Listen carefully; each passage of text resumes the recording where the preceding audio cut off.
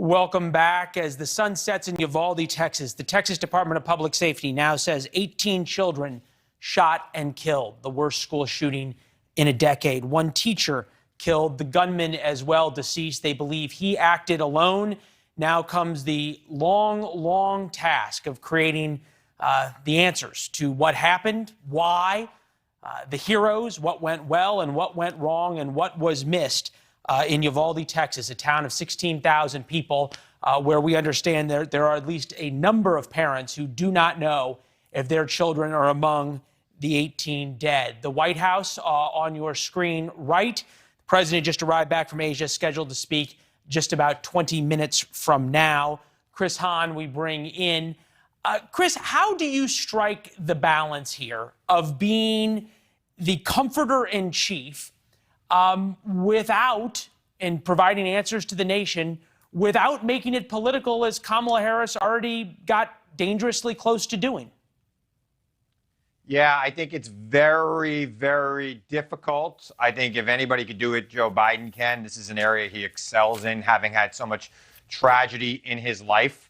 But I also think that there is some call when you're in a position of power to do something about this epidemic of gun violence in America. And people on the left might want to blame guns. People on the right want to blame mental health or other factors.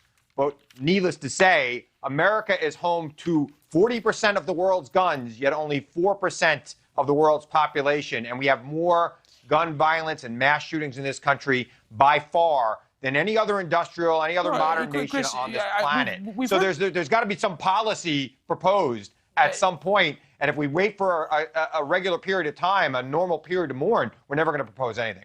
Well, there's that side of it. There's the other side of it that we've been in these situations countless times. You and I talking about it, the American people experiencing it and watching pictures like this, and yet we never get any farther on it. Take us through politically the next few days, at least for the president. You have to imagine he's going to go to Uvalde at some point and meet with the families, something that he excels at. And a number of the other people, Colby Hall, who we had on earlier, talked about that as well. For a president who has seemed so out of place in dealing with the crises that we've seen, and you and I have talked about over the past couple of months, if you watched then Vice President Biden with the victims of Sandy Hook a decade ago, he was supernatural in that role. What about him makes him so good, and what about that will we see tonight?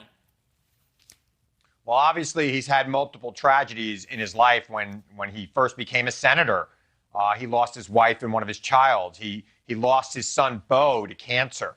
The president has lived through a lot of tragedy, personal tragedy, and, of course, being in public life for as long as he's been in, he's seen all of these tragedies time and time again.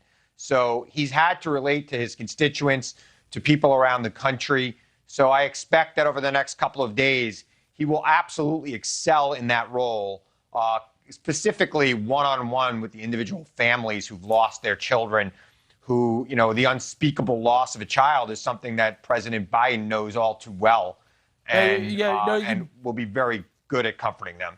You think about that, really, in terms of that role as comforter-in-chief. There's only a few presidents who've had it. George H.W. Bush went through that and able to experience that and relate in modern times to someone. And now President Biden, I can't help but think, and I have to say it because we saw it on the screen, but the live pictures of a hearse going in and the unthinkable nature of families just not knowing tonight whether their children are alive or dead.